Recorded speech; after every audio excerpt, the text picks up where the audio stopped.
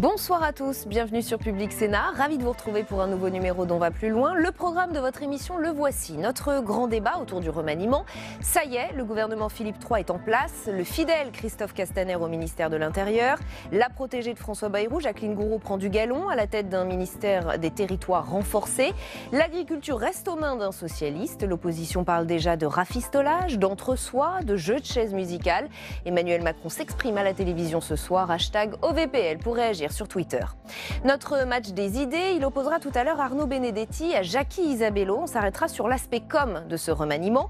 Fin d'un épisode de flottement tardif et discret. Pas d'annonce sur le perron de l'Elysée. Pas de nouvelles grandes figures médiatiques, des inconnus du grand public. Analyse de nos spécialistes dans 10 minutes. Et puis l'actualité ce soir, c'est aussi bien sûr l'heure des enseignements à tirer des inondations meurtrières de l'Aude. Doit-on faire évoluer la culture du risque en France? C'est la question que nous poserons notamment à Éric Daniel Lacombe. Il est architecte, spécialiste des risques naturels et des constructions en zone inondable. Il est notre invité. D'abord, retour sur ces dernières 24 heures avec Flora Sauvage. L'eau s'est retirée, mais la douleur est là. Au lendemain des inondations qui ont fait au moins 12 morts, le département de l'Aude pense ses plaies. À Trèbes, l'eau est montée jusqu'à 7 mètres. Il est tombé en quelques heures l'équivalent de 3 mois de pluie. À Trèbes, les rescapés sont toujours sous le choc. Moi j'habite au rez-de-chaussée, 1,50 m d'eau dans la maison. Évacuation de femmes et enfants à 6 h du matin. Voilà, toute notre vie là, on n'a rien pu sauver, même pas une demi-heure. Ça a tellement été rapide, on n'a rien pu sauver. Ce matin, 1500 foyers étaient toujours privés d'électricité et 10 000 habitants étaient sans eau potable. Édouard Philippe s'est rendu hier sur place. Cet après-midi, aux questions d'actualité au gouvernement, il a évoqué la reconstruction. Ce sera long. Il faudra à la fois réparer ce qui a été abîmé et penser au moment de la reconstruction les phénomènes d'une intensité nouvelle qui ne manqueront pas de se reproduire. Pour cela, un certain nombre de moyens budgétaires seront mis en œuvre. Sur place, on attend toujours le chef de l'État. Il a promis hier qu'il allait venir dans l'Aude. Et on va aller plus loin avec notre invité ce soir, Éric Daniel Lacombe. Bonsoir, merci d'avoir accepté notre invitation. Je le disais, vous êtes architecte, spécialiste des risques naturels et des constructions en zone inondable. On entend qu'il y a beaucoup de colère dans l'Aude, des habitants choqués qui accusent vigilance rouge tombée trop tard, problème d'urbanisme, des ponts qui s'écroulent. On en est déjà à chercher les responsabilités. Pour vous, elles sont à chercher où ces responsabilités ? J'ai bien vu l'échange entre l'habitant, le maire et le Premier ministre. Il était triste pour tous les trois et pour tous ceux qui regardaient cette scène. Les responsabilités, moi, ce que je propose, c'est qu'elles soient un peu plus partagées. L'État, il faut savoir qu'il fait déjà un énorme travail de dialogue avec les élus. Vous en avez parlé tout à l'heure aux questions au gouvernement. Les maires sont à rude épreuve, mais je pense qu'on ne fera rien sans la population. On peut tenir le radar à plusieurs, même s'il y a des annonces de radars portées par Météo France bien plus performants, qui donneraient les alertes ou les prévisions. Je pense que les habitants ne peuvent pas s'exclure de cette conscience. Et c'est là-dessus qu'il faut les éduquer ou les rendre plus vigilants. Ça veut dire quoi concrètement? Ça veut dire les reconnecter à leur espace naturel, à leur environnement? Ça veut dire quoi? Ça veut dire que, et c'est là que l'architecture peut intervenir, l'architecture a été longtemps condamnée sur les méfaits qu'elle pouvait faire à la nature. Et d'ailleurs, des questions se posent aujourd'hui sur faut-il encore plus d'architecture ou moins d'architecture. Mais elle peut au contraire emmener les gens vers une conscience du monde sensible, au-delà du monde technique, bien plus simple. Et de l'autre côté, cette nuit, enfin la nuit d'avant, il y a aussi des forums. Les gens, à 2 h du matin, connectés entre eux, savaient reconnaître des formes de pluie qui leur rappelaient des événements tragiques déjà passés. Mais pour se parler, il faut pouvoir se parler autrement et plus tôt qu'à 2 h du matin, quand on hésite entre le orange et le rouge. Et cette question-là, vous la voyez, elle est posée à l'échelle du département.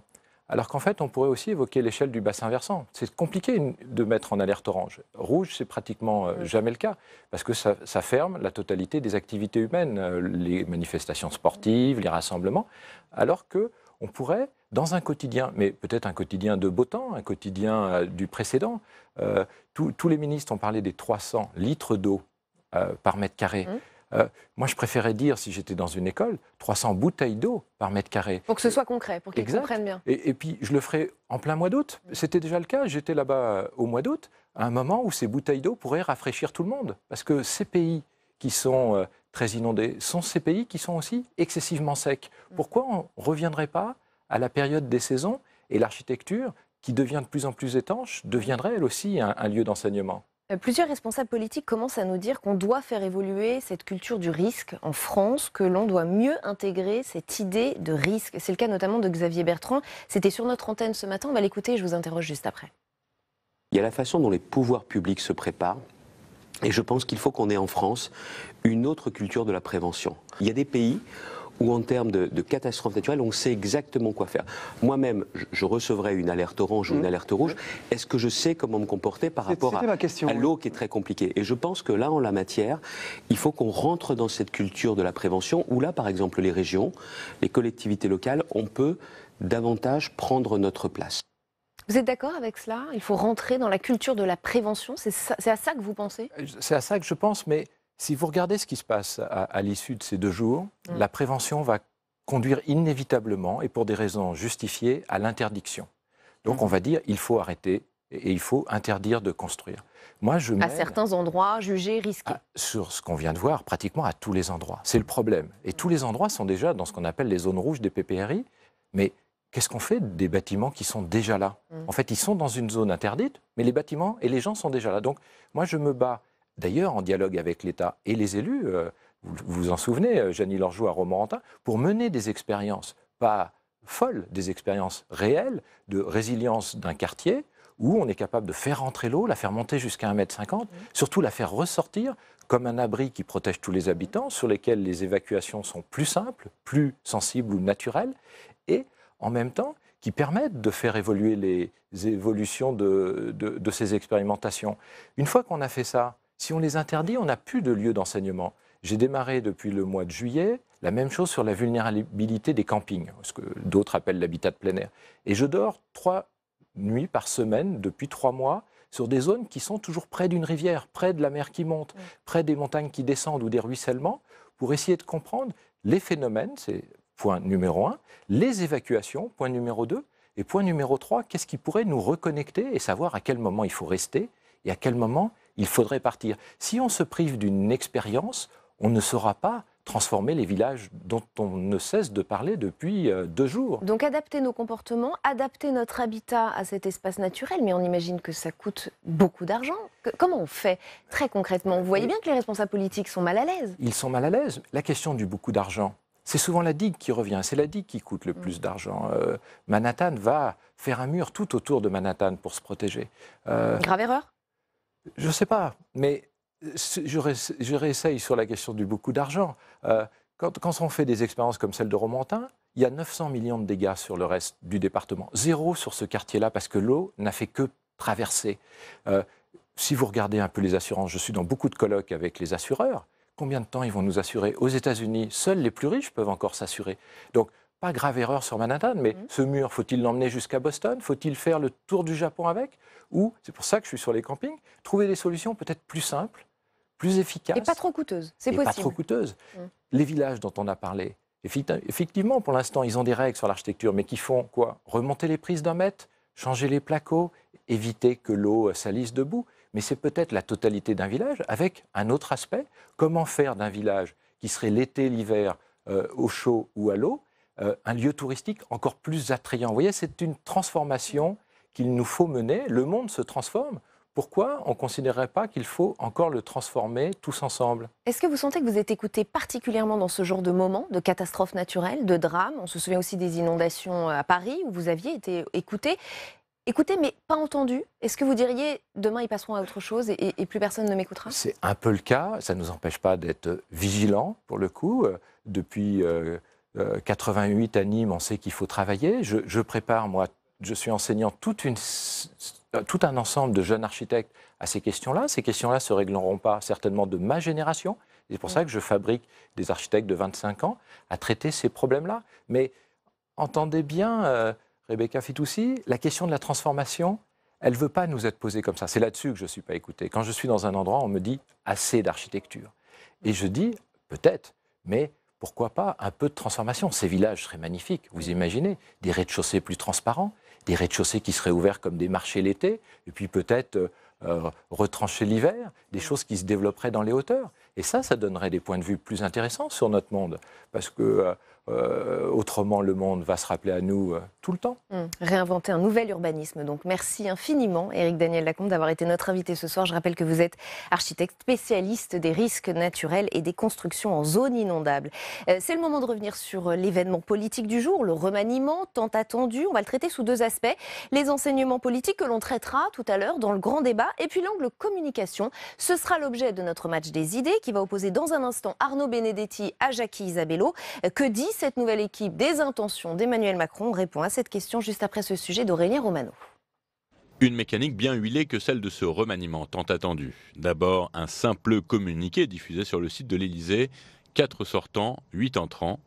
Dans la foulée, l'enchaînement des passations de pouvoir. Il faut faire vite pour être prêt pour la première séance des questions d'actualité au Parlement. Et je suis certain que vous êtes parfaitement armés et totalement déterminés pour faire face à cette mission. Et cette énergie-là, ce doit être la nôtre, à Laurent Nunez et à moi-même. Elle sera, mesdames, messieurs, à votre service, chaque jour, 24 heures sur 24, sans repos, sans attente, sans perte de temps. Parce que la sécurité de nos concitoyens implique cet engagement total, cet engagement du quotidien. Nous l'incarnerons à vos côtés. Une séquence sans accroc destinée à faire oublier l'attente du plus long remaniement de la Ve République, destinée aussi à tourner la page de l'affaire Benalla et des démissions de Nicolas Hulot et de Gérard Collomb. Une matinée marquée aussi par la discrétion du chef de l'État, un silence très jupitérien d'un président en quête d'un second souffle. Un silence rompu à 20h par une allocution télévisée depuis son bureau de l'Élysée. La séquence du remaniement se referme de façon solennelle. Avec nous pour ce match des idées, Jacky Isabello, bonsoir, communicant et cofondateur de l'agence Coriolink. Arnaud Benedetti, bonsoir, professeur en histoire de la communication associé à Paris-Sorbonne et auteur du Coup de com' permanent. De simples communiqués, des passations de pouvoir dans la foulée, rapide, efficace, sobre.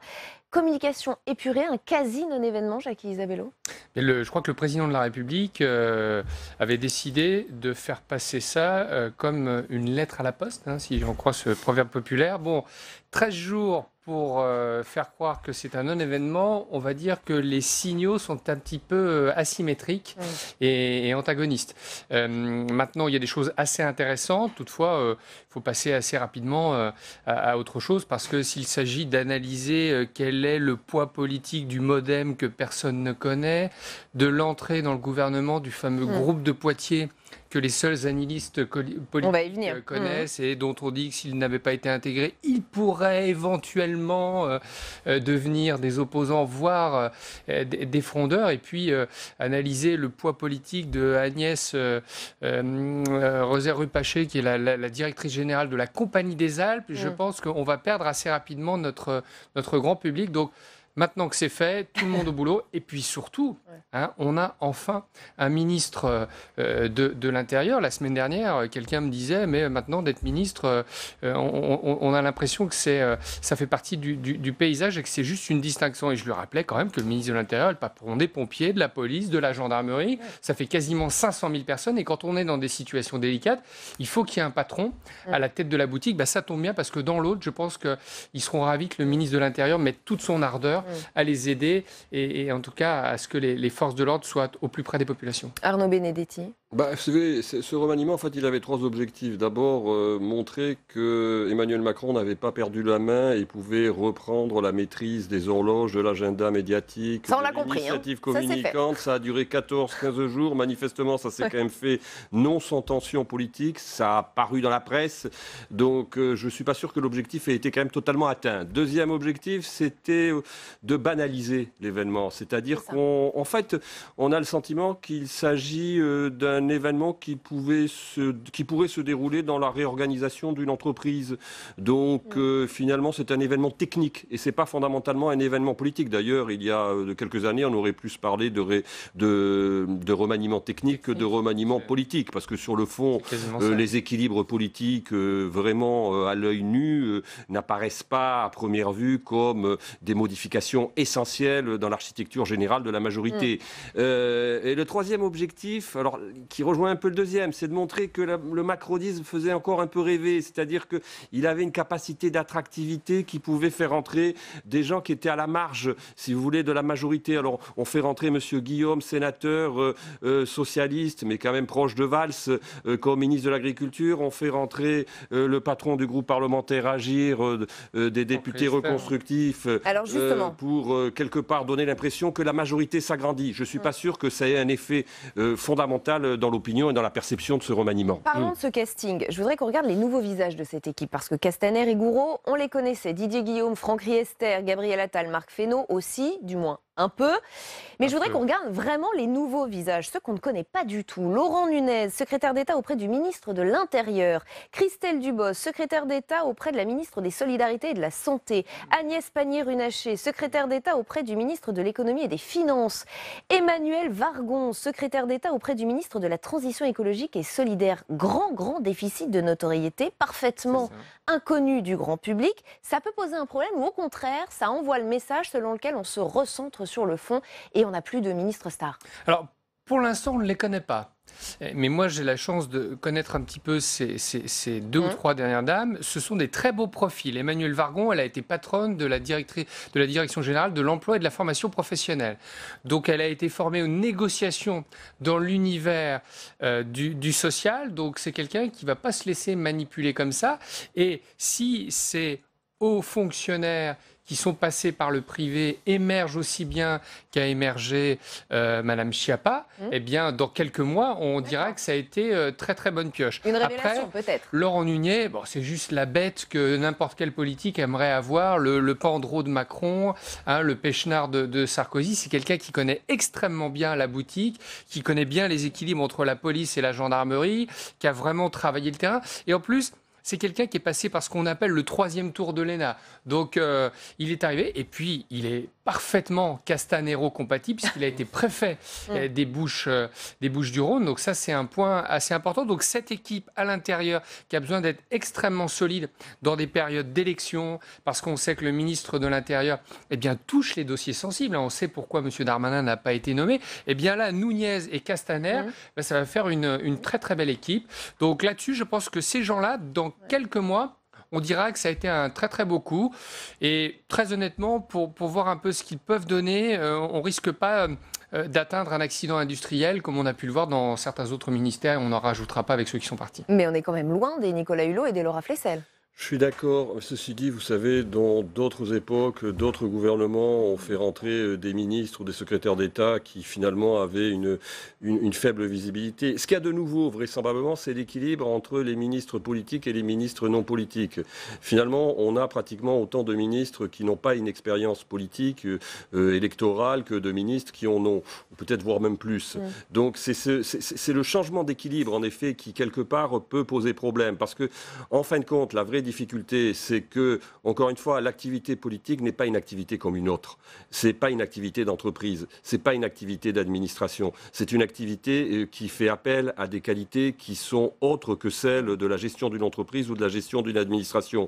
Et on voit bien que jusqu'à présent, quand même, la faiblesse de l'organisation politique d'Emmanuel Macron, c'est de manquer quand même de profil politique. Et le problème d'ailleurs, c'est que si ce remaniement a pris du temps, c'est qu'il n'a pas pu finalement, vraisemblablement, recruter un certain nombre de profils politiques qui devaient venir solidifier justement son armature. Parce qu'il sait que quelque part, il a de ce point de vue-là un déficit qui finalement le surexpose. Le problème d'Emmanuel Macron, c'est qu'aujourd'hui, c'est un président de la République qui, comme tous les présidents de la Ve République, est surexposé du fait de la nature même des institutions. Mais lui, il est encore plus parce qu'il a un entourage politique qui n'est pas vraisemblablement suffisamment aguerri pour le protéger. Il y a un autre aspect. Celui qui est intéressant, si je peux me permettre, Rebecca, c'est Franck Riester. Parce que à la culture, le moins qu'on puisse dire, c'est que l'effet, en tout cas, n'a pas été concluant. Et là, il a repris un pur politique, quelqu'un qui était chargé au sein de son parti, l'UMP, les Républicains, du dossier de la culture, mais qui a été maire d'une ville, qui a été entrepreneur également, qui a un profil plutôt de droite. Il faut faire attention, les profils de droite et l'univers de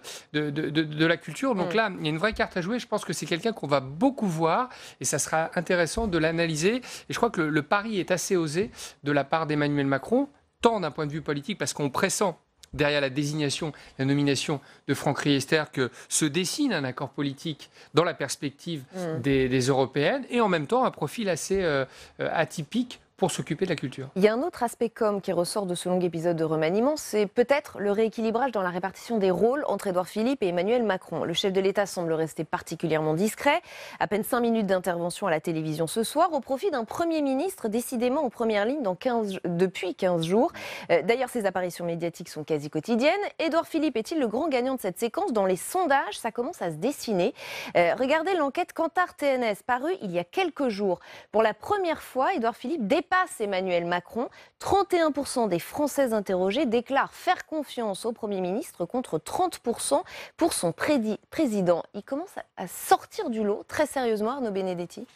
Il gagne par sa sobriété, vraisemblablement, face à un président de la République qui n'a pas toujours cette sobriété-là. Donc, par contraste, indéniablement, Édouard Philippe est quelqu'un qui, par cette espèce de calme, de nonchalance, même parfois affichée sur le plan psychologique, est quelqu'un qui peut rassurer par rapport à un président de la République qui est un peu parfois éruptif, notamment dans sa relation avec les Français. Donc, il a en tout cas des caractéristiques psychologiques qui sont quelque part apaisante dans un moment peut-être de mini-crise, en tout cas d'instabilité politique de ce point de vue-là. Ceci dit, sur le fond, sur le plan du rapport de force politique, contrairement à ce qu'on imaginait, vraisemblablement Édouard Philippe n'a pas eu le remaniement auquel il aspirait, parce qu'il souhaitait un remaniement vraisemblablement d'une plus grande ampleur. Il voulait un ministre de l'Intérieur qui n'était pas Christophe Castaner, mais qui était vraisemblablement Gérard Darmanin, ou en tout cas un profil plus à droite.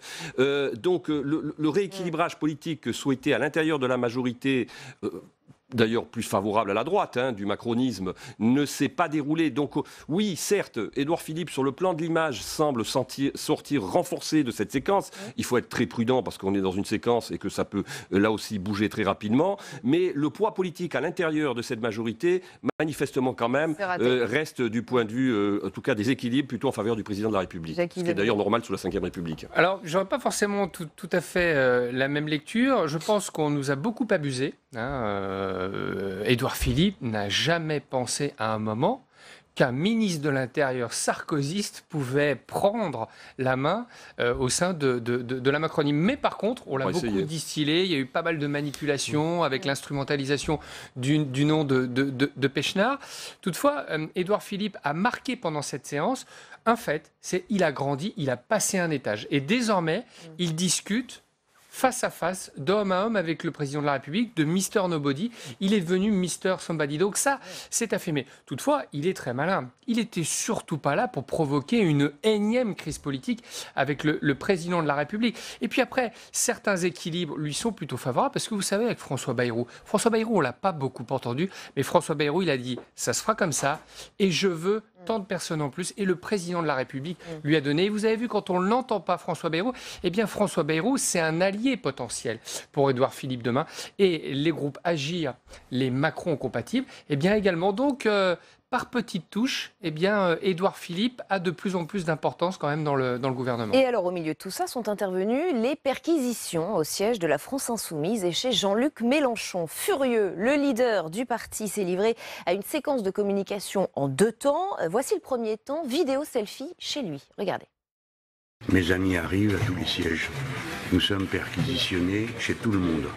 Pourquoi suis-je perquisitionné et pas M. Macron, et pas M. Castaner, et pas la garde des Sceaux? Madame Belloubet, vous êtes fière de ce que vous êtes en train de faire là? Vous êtes fière de ce que vous êtes en train de faire? Vous avez tout oublié? Qui vous êtes? Qui je suis? Vous n'avez donc plus aucune dignité? Tous les coups sont permis? Il donnait rendez-vous à 11h30 devant le siège de la France Insoumise et à 11h30, eh bien ça donnait ça. Macron est un petit personnage et sa bande de ministres de la même nature. Madame Belloubet, garde des Sceaux, vous devriez avoir honte de ce que vous êtes en train de me faire. Parce que vous m'avez connu comme votre ministre. Vous m'avez connu autrefois, il y a longtemps, comme votre ami. Ce que vous êtes en train de faire est une honte. Je ne me laisserai pas faire. Je n'ai pas peur. Mes amis n'ont pas peur. C'est eux qui vont avoir peur du retour de bâton. Résistance! Résistance! Arnaud Benedetti, ça a presque été la séquence de communication du jour. Il a, on peut dire, cannibalisé. Oui, totalement. Il instaure un rapport de force évident. D'abord, un rapport de force entre lui et la justice. Finalement, il fait ce que n'ont jamais osé beaucoup d'hommes politiques, même si sur le fond, ils critiquaient les procédures judiciaires dont ils étaient l'objet et dont ils considéraient qu'ils étaient les victimes. Lui, il est allé plus loin. C'est qu'il critique sur le fond, mais en plus, il y met la forme avec son style qui est bien à lui, ce style de tribun, ce style d'insoumis, et il casse les codes quelque part, parce qu'il s'en prend bien évidemment quand même aussi à l'autorité judiciaire, parce que quand on regarde la séquence, on voit qu'il a d'ailleurs une algarade avec le procureur à un moment donné, elle est très longue, mais ensuite, bien évidemment, il s'en prend au président de la République et à la majorité macroniste, et c'est bien évidemment pour lui l'objectif d'instrumentaliser ce moment, qui est un moment fort, pour montrer qu'il est quelque part victime d'un pouvoir qui finalement lance une instruction, en tout cas c'est ce qu'il essaye de dire, lance une instruction judiciaire contre lui. Donc il est dans un rapport de force politique, il casse les codes. Sur la durée, il n'est pas totalement impossible d'imaginer que ça soit un pari qui soit quelque part gagnant pour son image. Ah bon, gagnant, vous êtes d'accord, Jacques Isabello? Parce que c'est un peu effrayant, hein, les images sont assez violentes, son discours est violent. Un vieil auteur, Schopenhauer, a écrit les 38 effets de la rhétorique au service de la communication. Et un des effets, c'est d'attaquer directement les personnes. Là, sur le fond, Jean-Luc Mélenchon parle très peu du dossier. En revanche, politiquement, il agresse les personnes.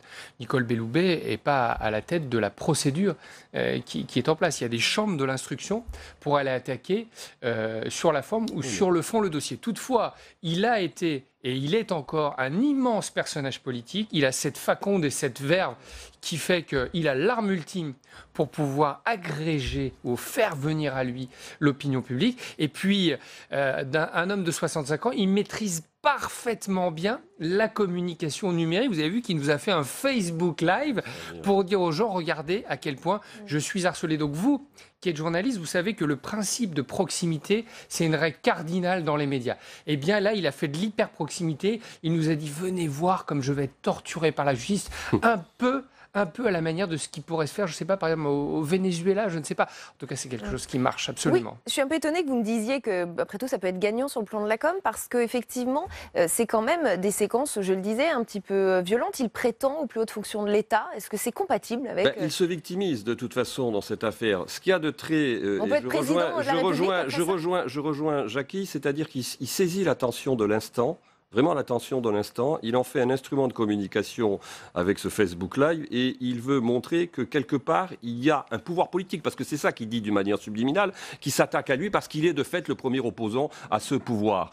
Donc il joue quand même sur une fibre qui est une fibre populiste, c'est-à-dire qui quand même aujourd'hui remet en cause les institutions, quelles qu'elles soient. Les Français n'ont pas confiance en leur justice. Vous savez, ils n'ont pas confiance en politique, ils n'ont pas confiance à la presse, ils n'ont pas confiance dans toutes les autorités et dans tous les corps intermédiaires. Donc, il fait ce pari qui est un pari sociologique, qui est un pari politique et qui, sur la distance, peut éventuellement, à un moment donné, être porteur. Parce que, de toute façon, il est cohérent avec le personnage qu'il est. Et Jean-Luc Mélenchon est aujourd'hui l'insoumis. Il incarne l'insoumis, c'est-à-dire qu'il rejette une forme d'ordre dominant et il rejette l'ordre dominant, même quand cet ordre est un ordre judiciaire. Et d'ailleurs, votre question est très pertinente parce que qu'est-ce qu'il a dit à un moment? Il a dit, comme Lula, vous allez finir par m'embastiller. Donc, il a fait une référence avec quelqu'un qui a été un opposant, qui a été torturé et qui est devenu le président de la République d'un très très grand pays, le Brésil pour ne pas le nommer. Donc il a fait cette association. Après, ça ne l'empêchera pas de devenir président de la République demain.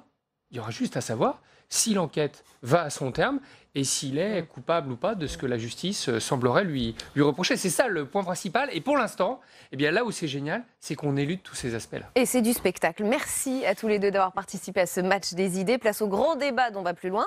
#OVPL pour réagir sur Twitter. Vous le savez, on poursuit nos discussions sur ce remaniement. Mais on va essayer d'en tirer d'autres enseignements politiques. Ce nouveau casting reflète-t-il une vraie orientation politique? L'exécutif a-t-il vraiment choisi ou a-t-il plutôt subi? On va en parler avec nos invités juste après ce sujet de Macha Grunessen. Après 2 semaines de flottement, c'est finalement Christophe Castaner qui est nommé à la tête du ministère de l'Intérieur. Il sera épaulé par Laurent Nunez, ex-patron de la DGSI, nommé secrétaire d'État. Le champ d'action de ce ministère est extrêmement large. Mais il est incarné par des femmes, des hommes qui font l'honneur de la République.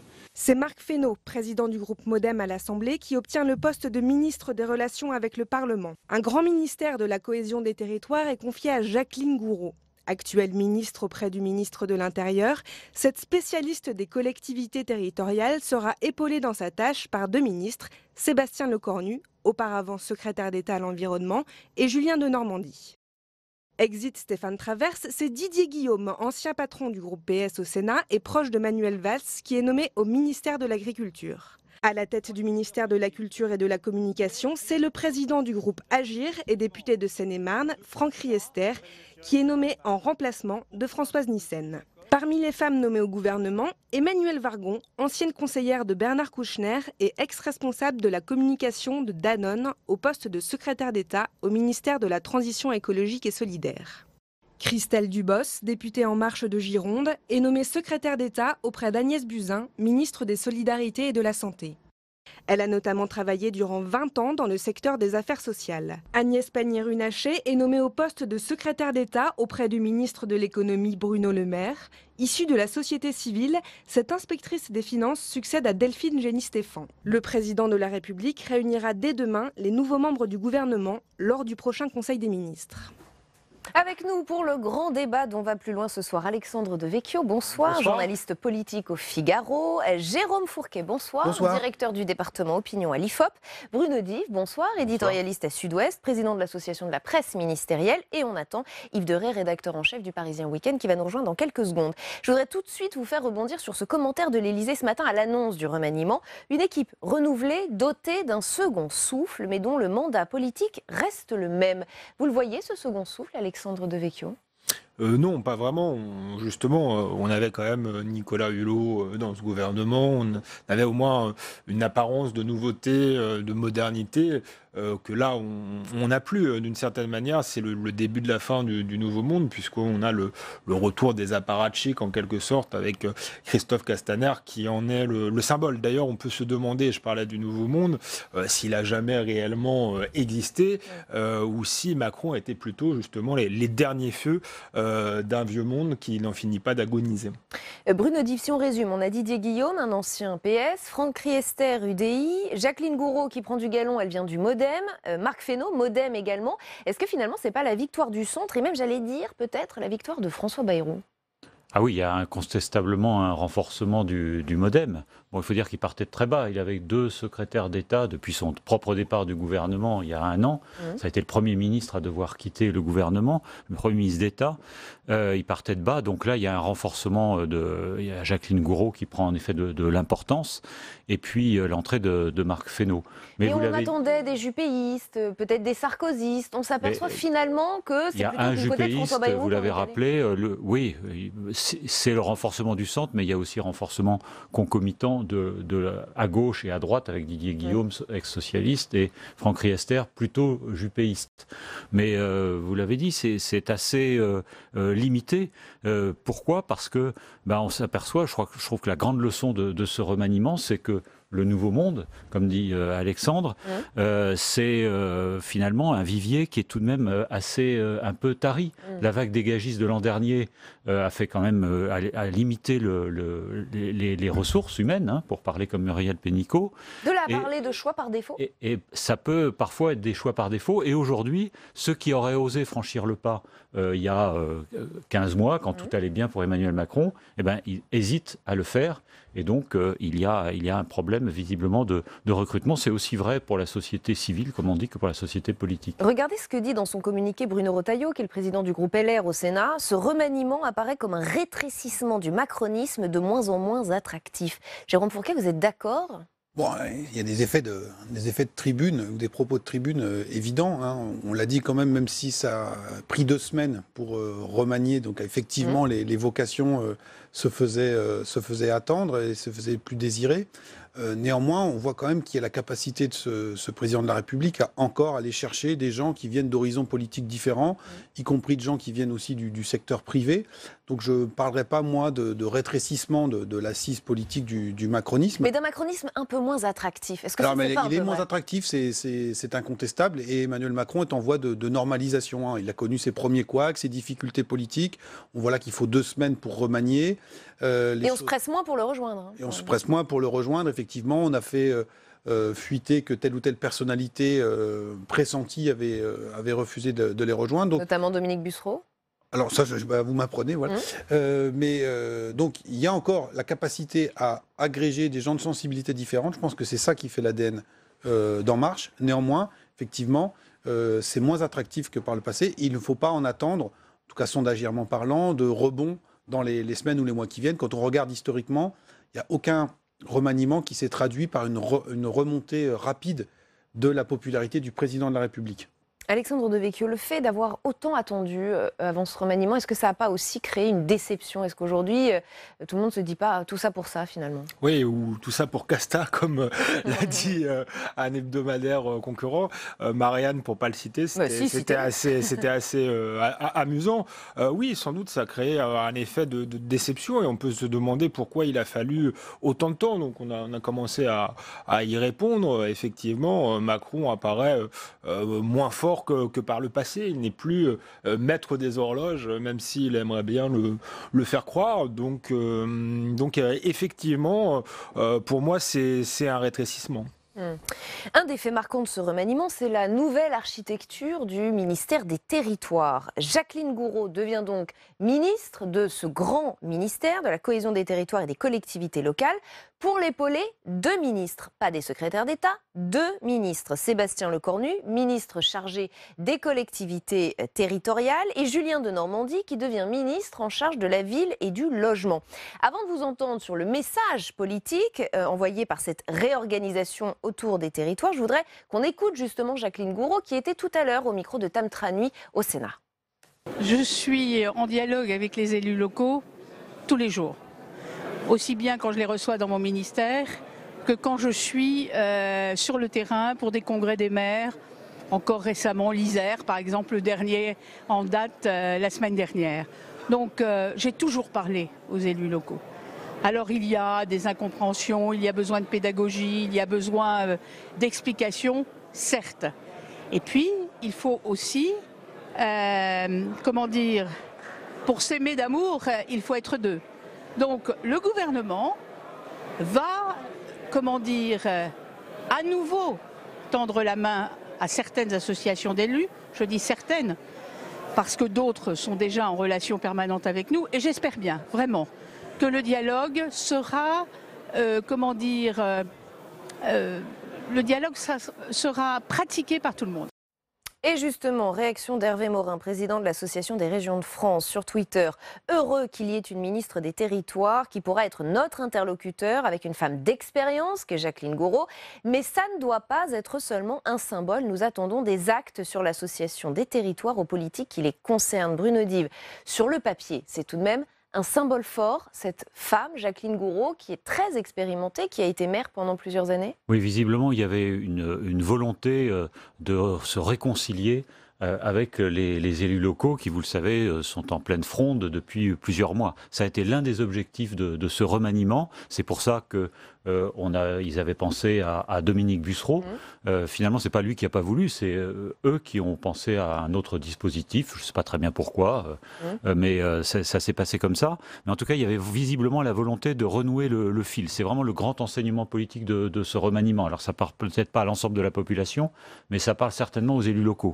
Et là-dedans, Jacqueline Gourault est un personnage qui est assez idoine. Parce que d'abord c'est une centriste, c'est quelqu'un de très politique, qui a l'esprit très politique, qui est assez accommodante, qui connaît bien les questions des collectivités locales, puisqu'elle a été maire, qu'elle est sénatrice, vous l'avez rappelé, elle a été sénatrice. Donc c'est un dispositif, je pense moi, assez solide avec un autre très politique que je pense qu'on va apprendre à connaître, qui est Sébastien Lecornu, qui est son ministre délégué, qui est quelqu'un que Emmanuel Macron, je crois, apprécie beaucoup, et Édouard Philippe aussi, et qui lui aussi a été président de conseil départemental, donc il connaît bien cette problématique. Donc il y a visiblement cette volonté de renouer avec les élus locaux. Et on salue Yves Deray qui vient de nous rejoindre, rédacteur en chef du Parisien Week-end. Bienvenue à vous. On en était justement à parler peut-être de ce grand signal, de ce remaniement qui était la reconnexion, la reconquête des territoires avec ce grand ministère, Jacqueline Gourault, et à ses côtés 2 ministres, et même pas des secrétaires d'État, 2 ministres. Donc visiblement, je crois qu'il y a eu des remontées des associations aussi qui s'occupent des questions des territoires, qui se sentaient un petit peu les mal-aimés de ce gouvernement et qui ne voulaient plus devoir aller s'adresser à tel ou tel ministre selon les dossiers, mais voulaient un guichet unique. Et donc Emmanuel Macron a voulu montrer qu'il entendait ce message en nommant une ministre, Jacqueline Gourault, qui effectivement est là pour s'occuper d'eux, d'abord et avant tout, et essayer de retisser ce lien qui manque aujourd'hui à Emmanuel Macron, qui passe pour le président des villes, le président des riches, enfin, vous savez tout ce qu'on peut lui coller comme étiquette, et donc il va essayer de casser cela, notamment dans la perspective des européennes, parce que quand même ce gouvernement, c'est aussi un gouvernement qui prépare les élections européennes. Jérôme Fourquet, qu'est-ce qu'il faut en penser de ce ministère élargi? J'allais dire, la ficelle est aussi un peu grosse. Est-ce que les élus locaux peuvent être sensibles? C'est bien beau, hein, l'image, un grand ministère, 2 ministres aux côtés de Jacqueline Gourault, mais est-ce que ça peut suffire? Mais si on reprend les propos de la ministre, elle parlait il fallait 2 pour qu'il y ait une relation d'amour. Il y a la fameuse adage, il y a des preuves, il faut aussi nourrir par des preuves. La communication va faire ses effets quelques jours, mais ensuite on va rentrer dans le vif du sujet, c'est-à-dire quid des emplois aidés, sur lesquels de très nombreuses collectivités locales comptent, quid de l'impôt ou la dotation qui va remplacer la taxe d'habitation. Donc c'est des sujets qui sont quand même très très lourds et très très sensibles pour les élus locaux, et la fronde n'était pas uniquement une fronde politicienne destinée à mettre à mal la majorité présidentielle, il y avait des raisons de fond.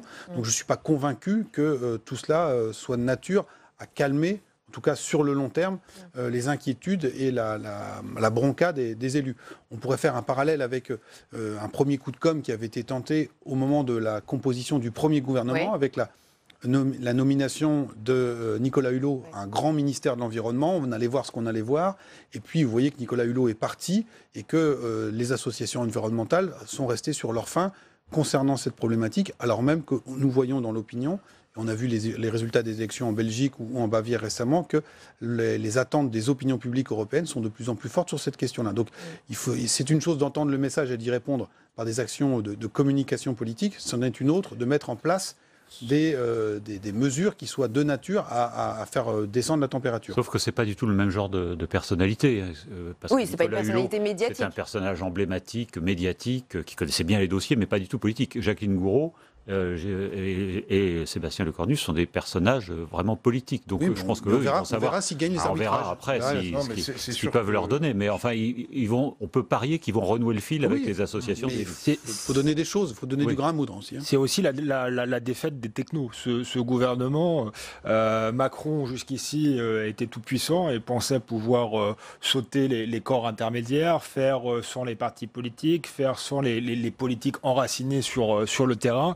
Et là, il est obligé de faire marche arrière, en quelque sorte, et de refaire de la politique de manière beaucoup plus classique. Yves Deray. Je suis pas du tout d'accord là. Alors allez-y, exprimez-vous, c'est le moment. Oui, non, j'ai plutôt l'impression là qu'il y a pas mal de technos quand même qui sont arrivés dans ce gouvernement. Emmanuel Vargon, il y a comme ça des jeunes femmes qui ont pris des secrétariats d'État, qui sont des hauts fonctionnaires justement, donc plutôt techno et pas très politique. Et au fond, moi j'ai le sentiment plutôt qu'on est passé avec ce gouvernement du et droite et gauche au nini. C'est-à-dire que, sincèrement, il n'y a pas de grande figure incarnant des valeurs de gauche ou de droite. Didier Guillaume, était un on est plutôt au centre. Plutôt au centre. Il y a des gens du MoDem qui ont été promus. Franck Riester, ça fait belle lurette qu'il n'est plus un porte-flingue de Nicolas Sarkozy comme il l'était à l'époque avec Valérie Rousseau-Debord et Sébastien Huyghe. Aujourd'hui, il a clairement rallié le centre-droit, l'UDI, etc. Donc, vraiment, j'ai le sentiment, moi, que, au fond, Il a eu des difficultés avec des gens qui incarnaient la droite et la gauche, quand même, hein, qui ont pu être...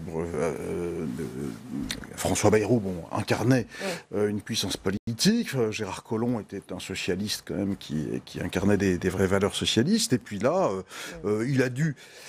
J'ai le sentiment qu'il a essayé un peu de pêcher une grosse pointure, mais il ne pouvait pas empêcher une à droite et pas empêcher une à gauche. Il fallait marcher sur les deux jambes, il fallait un équilibre. Il n'a pas réussi à trouver cet équilibre. Et donc moi j'ai le sentiment du coup qu'il est plutôt dans le ni droite ni gauche plutôt que dans le et. Mais qu'est-ce qu'un techno en fait? C'est pas si facile à déterminer, à classifier entre techno et politique. Je prends l'exemple de Blanquer qu'on cite beaucoup en exemple. Le bon élève de ce gouvernement. Le bon élève qui d'ailleurs a bénéficié d'une petite promotion au passage dans ce remaniement. Il n'a jamais été élu. Il vient du ministère de l'Éducation. C'est un techno et pourtant tout le monde dit qu'il est très politique parce qu'il a un engagement quand même connu à droite, parce qu'il était dans des cabinets de droite. Donc la frontière est assez ténue finalement entre les technos. Il y a des politiques qui sont assez... technicien. Voilà, il y a des politiques qui sont un peu techno. Et certains technos ont un sens politique. Monsieur Blanquer a du sens politique, ça dépasse une. C'est pour ça que c'est l'oiseau rare. Et vous parliez du ni-ni et du ni droite ni gauche, et plutôt au centre. Jacqueline Gourault est l'incarnation de cela, puisqu'elle est la protégée de François Bayrou, complètement issue du MoDem. Rappelons aussi tout de même que Jacqueline Gourault, c'est celle qui a commis quelques bévues ces derniers mois. Écoutez. Il y a eu récemment des prisonniers politiques qui ont été rapprochés en Corse. Il est important de laisser personnellement, c'est une opinion strictement personnelle, un impôt en lien avec le territoire, c'est-à-dire avec les citoyens. Voilà, prisonnier politique corse et annonce d'une taxe locale pour remplacer la taxe d'habitation. Elle s'est évidemment rétractée. C'est aussi Jacqueline Gourault qui avait assuré qu'il n'y avait pas de divorce avec les territoires. J'en reviens au territoire. C'est donc pas gagné, Jérôme Fourquet? Non, effectivement. Il y a un risque politique? Oui, qui a été bien anticipé ou bien diagnostiqué peut-être tardivement par le gouvernement. Maintenant, toute la question est de savoir si on y répond uniquement avec un jeu de chaises musicales au sein du gouvernement et au donnant des titres un peu ronflants, c'est-à-dire qu'il y a un ministère avec un soutien de 2 autres ministres et pas des secrétaires d'État, mais franchement, ça ne va pas très très loin là-dessus. Donc on voit bien qu'il y a toujours cette difficulté. À côté de cette nomination ou cette promotion de Mme Gourault, parce qu'elle faisait déjà partie du gouvernement, on peut aussi interpréter l'entrée d'un certain nombre de politiques, comme on a parlé de Franck Riester, Didier Guillaume qui était sénateur, Marc Fesneau qui était élu du MoDem, aussi comme l'entrée d'élus locaux pour essayer d'arrondir un petit peu les angles. Mais encore une fois, toute la question de savoir, c'est est-ce qu'on va bouger le logiciel macronien ou pas, hein? Et je pense que les élus locaux sont des gens très très pragmatiques et jugeront sur pièce. En effet, l'enjeu politique, et c'est depuis le début du quinquennat Macron, même de la manière dont il a été élu effectivement, c'est pas une étiquette par la France des grandes métropoles. Il suffisait de regarder les cartes électorales le soir de son élection, et il y a un sentiment qu'il délaisse, voire qu'il méprise ce qu'on appelle la France périphérique, la France rurale. Et maintenant, toute la question est de savoir si, au-delà des effets d'annonce et des nominations, il va pouvoir mettre en place une politique à l'égard de cette France-là. On va voir ce qu'il va dire ce soir, mais pour l'instant, on n'a pas de vision qui irait dans cette direction-là. La France périphérique, donc la France des territoires, vous avez une du Parisien ce matin qui dit que voilà, ça y est, le gasoil est passé au-dessus de l'essence. Hein, et donc ça aussi, c'est un signal très très fort. Alors bien évidemment, il y a la question du prix des carburants sur les marchés internationaux, mais il y a aussi la politique fiscales et de taxes qui sont très importantes sur ces questions-là qui est en jeu. Et donc, vous voyez qu'à mon avis, ça a beaucoup plus d'impact dans les territoires, cette question du prix du gasoil ou des 80 km/h, de savoir s'il y a 2 secrétaires d'État ou 2 ministres qui vont épauler Mme Gourault. On va maintenant faire un petit tour des réactions dans l'opposition. Elles ont évidemment été nombreuses depuis l'annonce de ce remaniement. Geoffroy Didier, LR, ce nouveau gouvernement ne m'inspire pas grand-chose, comme ça c'est dit. Stéphane Le Foll du PS, en 1 an et demi, 3 ministres de l'Agriculture, il y a une instabilité. Sébastien Chenu du Rassemblement National, un gouvernement de tambouille politicienne. Yann Brossat du PCF, on a un gouvernement qui persiste dans sa porosité avec les lobbies. Qu'en pensez-vous, Bruno Dive ? Oui, ça sont des réactions habituelles et un peu prévisibles à tout remaniement. Il y a une chose quand même de ce que dit Stéphane Le Foll sur l'instabilité. Alors lui, évidemment, il a été ministre de l'Agriculture pendant 5 ans, mais ça a été justement un des rares ministres de François Hollande qui soit resté, avec Jean-Yves Le Drian, qui soit resté au même poste pendant les 5 ans. Et il y a quand même un problème d'instabilité ministérielle. On dit toujours que la Ve République est gage de stabilité. C'est vrai peut-être pour le président, voire le Premier ministre, mais pas pour les ministres, qui changent quand même beaucoup et souvent. Ça ne remonte pas, ça ne date pas de Macron, hein, ça remonte à bien avant, au moins à Chirac.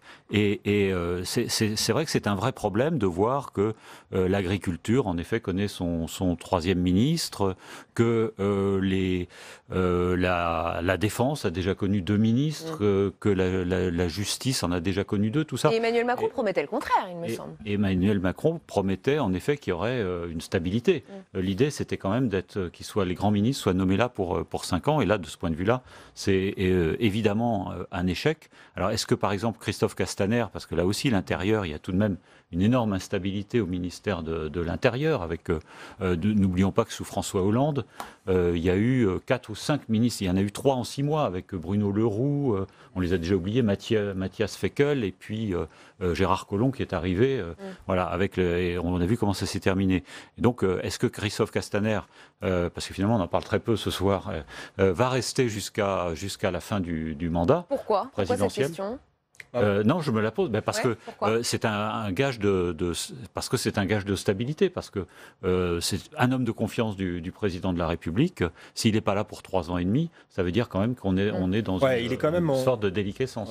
La question de Castaner est quand même très, très importante, puisqu'on a l'impression qu'il a fait le choix vraiment d'un homme proche de lui, plutôt que de l'homme adapté à la situation. Enfin, je rappelle qu'on est quand même dans un pays où des gamins de 12 ans au Lila meurent à coups de barre de fer. On est dans un pays qui, il n'y a pas si longtemps que ça, a connu une vague d'attentats qui a fait des centaines de morts. Donc je crois que c'est un enjeu, extrêmement prioritaire, et c'est vrai qu'on n'est pas sûr que Christophe Castaner soit l'homme de la situation. C'est quand même, je parlais tout à l'heure de la menace terroriste, islamiste, c'est l'homme qui disait à la radio à propos du voile islamique, c'est comme le voile catholique de nos parents. Je rappelle que quand même ce monsieur Castaner sera en charge des cultes, donc je trouve ça assez inquiétant. Vous êtes d'accord avec cela? C'est un cadeau aux copains? Tout à fait d'accord. Je pense d'ailleurs que faire la confusion entre le voile islamique et le terrorisme islamique, c'est toujours un petit peu glissant. Une femme voilée n'est pas forcément... Et sur Christophe Castaner, quelqu'un qui va... Je n'ai pas dit ça. Alors bon, j'ai pas dit ça, mais quand on s'intéresse à ce genre de sujet, on sait que le terrorisme est issu d'une certaine idéologie, et qu'un voile catholique qui n'a jamais existé, c'est quand même problématique quand on a des responsabilités comme celle-ci. On ne va pas refaire le débat, je pense, sur le voile. Ce n'est pas une incitation au terrorisme. Et Christophe Castaner, moi je trouve qu'on lui fait un procès un peu comme ça, d'intention. Parce qu'il a un accent, parce qu'il est sympathique, parce qu'il est chaleureux, mais je ne vois pas trop en quoi il ne présenterait pas quelques garanties pour ce poste, parce que d'abord, petit 1, il en rêve depuis longtemps, il s'y prépare. Oui, mais il s'y prépare depuis longtemps. C'est-à-dire qu'il a... Vous savez, Manuel Valls, par exemple, c'est quelqu'un qui a préparé ça. Nicolas Sarkozy, c'est quelqu'un qui a rêvé de ça. Il y a comme ça Le ministère de l'Intérieur, il faut quand même en avoir envie. On dirige... voilà, ce qui n'était pas le cas de Gérard Collomb. Hein. Ce qui n'était pas spécialement le cas de Gérard Collomb, qui rêvait d'autre chose. Il rêvait, lui, d'Élysée à une époque même. Hein, donc voilà.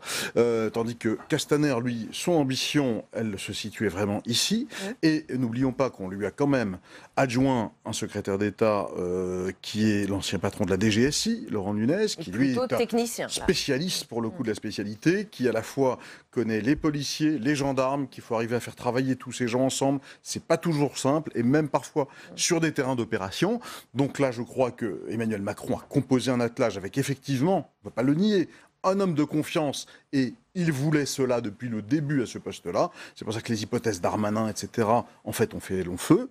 Et puis, à côté, un technicien pour, en effet, apporter cette expertise qui manque peut-être à Christophe Castaner dans le début, en tout cas, de cette période. Jérôme Fourquet. Oui, je suis assez d'accord. Et donc, on va avoir cet attelage qui va être... soumis C'est un procès injuste qu'on fait à Christophe Castaner au ministère de l'Intérieur. Les sénateurs LR ont quitté l'hémicycle tout à l'heure au Sénat en entendant sa réponse. On est dans des jeux de rôle assez convenus. Ce qu'on peut néanmoins constater, c'est qu'effectivement, même s'il s'y prépare, il se prépare en tout cas discrètement. Il n'a jamais fait preuve, en tout cas, d'un investissement très fort sur ces questions-là, soit dans ses mandats parlementaires, soit dans ses affectations d'élu local. Hein. Donc on verra ce qu'il en sera. En tout cas, le président de la République a sans doute jugé qu'il était utile de le lester avec quelqu'un qui était un vrai spécialiste et un vrai connaisseur de la maison, parce que en plus d'être ancien patron de la DGSI, ou encore actuel, pour quelques heures, il a été préfet de police des Bouches-du-Rhône. Hein, il avait été envoyé là-bas spécialement pour essayer de casser le trafic de drogue dans les cités. Et puis il avait servi aussi comme sous-préfet à Bayonne, au moment où le nationalisme basque faisait encore parler la poudre. Donc Emmanuel Macron a sans doute conscience de la nécessité de mettre un poids lourd et quelqu'un d'extrêmement chevronné dans ce poste-là, parce que, encore une fois, effectivement, même si aujourd'hui les préoccupations premières des Français sont économiques et sociales, le front sécuritaire et le front terroriste est aussi quelque chose de très très incandescent. Bruno Dive, en quelques secondes. On peut ajouter juste que Castaner présente le mérite d'être à la fois un fidèle de la première heure d'Emmanuel Macron, donc, et il faut un fidèle au ministère de l'Intérieur. Tous les présidents font ça. Mais oui, enfin, on verra, mais en principe. Et un proche aussi d'Édouard Philippe. Ce qui était plus surprenant, ça a été une espèce d'amitié naissante l'année dernière, alors qu'ils viennent de deux bords politiques. Et donc, même si Édouard Philippe avait vraisemblablement plaidé pour d'autres nominations, il était acceptable pour le Premier ministre. Et on doit s'arrêter. Après, il y a une toute petite donnée, c'est que je pense qu'il y avait aussi envie un peu d'exfiltrer Castaner du parti. Aussi. Je ne crois pas qu'il soit tout à fait formaté pour diriger une formation et pour l'amener à en faire un parti de combat. Et on doit s'arrêter là. Merci à tous les quatre d'avoir participé à ce grand débat. C'est la fin de cette émission. On se retrouve à 18h30 demain sur Public Sénat. L'invité de Territoire d'Info demain, c'est Christian Estrosi, maire de Nice. Bonne soirée, restez au cœur du débat.